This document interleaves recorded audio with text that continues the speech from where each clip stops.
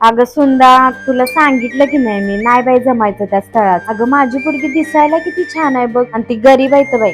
गरीब घरात थोडी माझी पोरगी संसार करणार आहे. नाही बाई, तिनं आतापर्यंत तेच भोगलंय आणि आता पण गरिबीतच संसार करायचा आहे. नको नको, नाही म्हणून सांग. हा ठेव. अगं आई, मावशीचा फोन आला होता ना? नाही, तुझं बोलणं ऐकलं मी. होय, मावशीचाच आला होता. तू त्या स्थळाबद्दलच बोलत होतीस ना? का ग आई, मान्य आहे की ते गरीब आहेत, पण अगं मुलगा खरंच खूप चांगला आहे. आता तू आम्हाला शहाणपणा शिकवणार वी?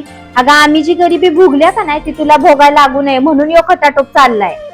अगं आई, आपण गरिबी जरी बघितली असली ना तरी याच गरिबीत मी सुखाने समाधानाने राहिलीये. अगं मनमोकळेपणाने जगलीये मी इथे. आणि कशाला हवाय तुला श्रीमंत मुलगा ग? अगं तुझ्या बापासोबत ना गरीब घरातच संसार केलाय, आणि मला माहित आहे एवढ्या एवढ्या गोष्टींसाठी का नाही मन मारायला लागतं. आणि तुला पण तेच करायला हवी ग. हे बघ, ज्या गोष्टी तुला समजत नाहीत ना त्याच्या मध्ये मध्ये नाही बोलायचं. मान्य आहे मला की मला नाही समजत, पण आई गरीब घरातला मुलगा आहे म्हणून आपण त्याला नकार द्यायचा का?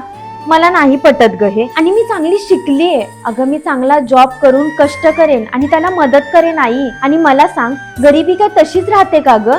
अगं आपण तरी कुठं श्रीमंत होतो, पण मी त्या घरात अभिमानाने मन मोकळेपणाने जगेल. आणि आई मला सांग, तो एवढे पण गरीब नाहीयेत ग ती की मला 2 वेळचं जेवण नाही देऊ शकणार. आणि तुला खरं सांगू का, मला असा मुलगा हवाय की एक वेळ त्याने माझ्या गरजा नाही भागवल्या तरी चालतील, पण माझा स्वाभिमान मात्र जपला पाहिजे. स्वप्न सखा